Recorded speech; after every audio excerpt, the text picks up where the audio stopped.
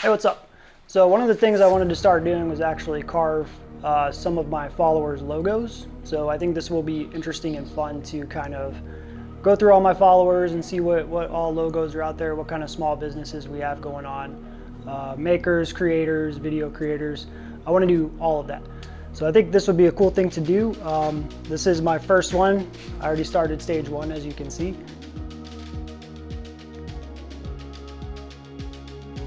Need to go ahead and throw a quick coat of sanding sealer on before I apply the first round of epoxy.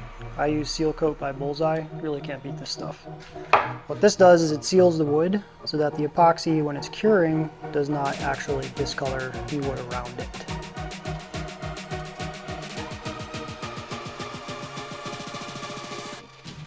We'll let this dry about 45 minutes before hitting it with a quick sanding. We'll hit the first round of epoxy. So what I like to do is I like to draw a corner and pencil on my wasteboard. So this way I can line it back up exactly where it used to be. I also take a picture of the home screen, so that way I know the coordinates of exactly where the X and Y used to be. So what I'm gonna do is I'm gonna set the plywood back on the corner and then make sure that the numbers line up to how they were before I took the piece of plywood off.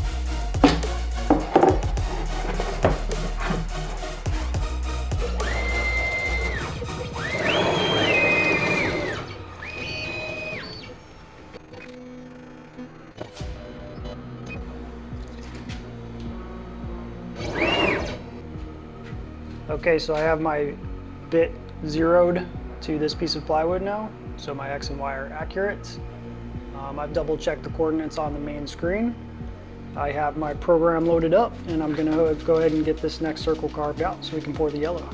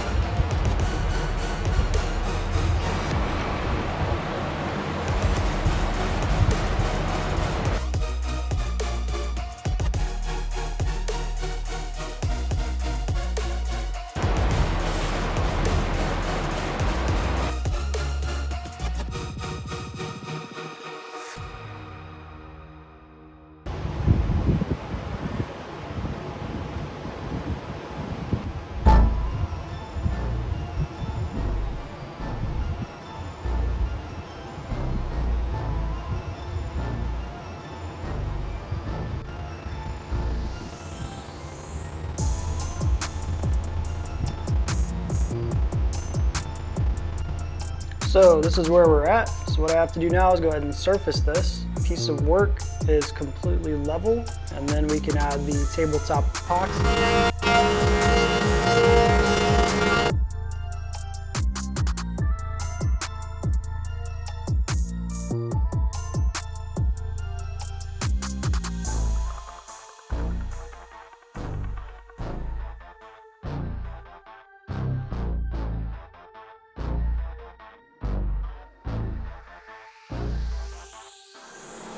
Success!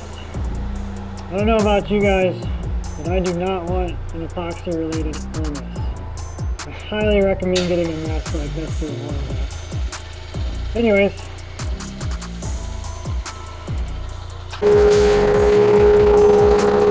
I tested my circle. I'm at the stage now where I need to cut out the entire thing out of the plywood so that I can go ahead and finish this. I tested out the circle that I was about to use to cut this out, and it turned out that I was actually off by 0.6 inches. So if I were to have actually run that tool path with the bit in, I would have cut a lot of the color out of this. Just a quick point, you know, always test out your tool path before you actually make the cut. Hopefully that will save you some time.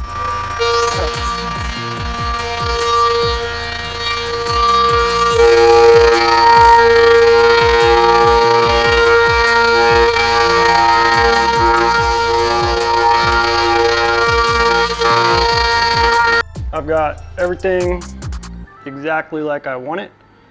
I went ahead and put a bevel on the outside of this circle with my router table.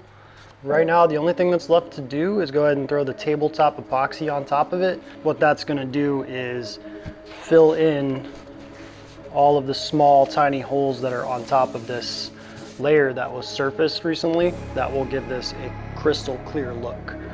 So this is really the last chance that I have to screw this up.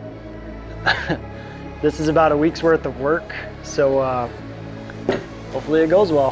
When you're doing these tabletop epoxy projects, one thing that you want to make sure of is that your workpiece is actually level. So I did a little bit of reorganization here to make sure that I had a level work surface, and also I laid down some shop rags. This isn't going to protect the surface from the epoxy, but this will catch a lot of the epoxy so that I can clean it up afterwards. You are going to have some runoff running off down the bevel here, so that will contact your work surface.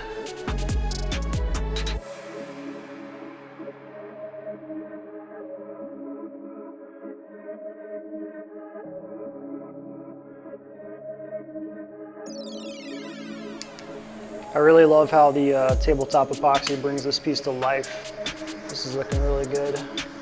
My primary goal right now, the epoxy has pretty much self-leveled.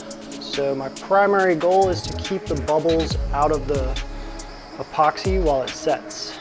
If I can keep the bubbles out. So this is dry now. This looks really good, but if you look really closely in the gloss, you can see that I've got some minor imperfections. You can kind of see that there. It's not completely surface, and I do have some divots in the epoxy there. So I'm gonna go ahead and sand it down a little bit, and then go ahead and give it a second coat.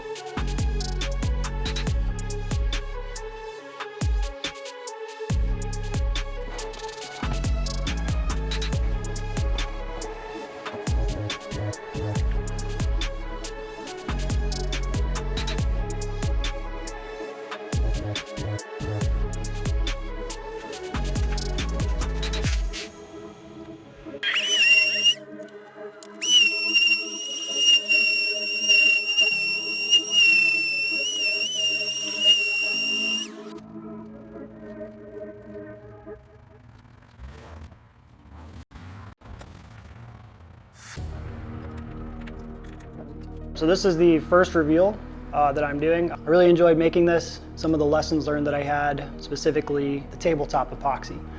So make sure when you're using tabletop epoxy that you pour enough epoxy. If you're doing a flood coat, then it has to be exactly that, completely flooded. If you don't have enough epoxy, you're not gonna have that level surface. So that's why I ended up having to do 3 coats of epoxy here. The third coat is not in the actual video because the second coat ended up having waves in it after it dried. So I had to go ahead and sand that out, and then I dumped the third coat, which ended up being about 24 ounces. Every time I do a project, I learn something new. This is it. Project Dad Life. I really like it. This is probably the best one I've done so far. So at Project Dad Life, I hope you really enjoy it. I hope you can do something cool with it. By the time you see this video, this will already be in the mail on its way to you. So again, I hope you enjoy it. I had a great time making it.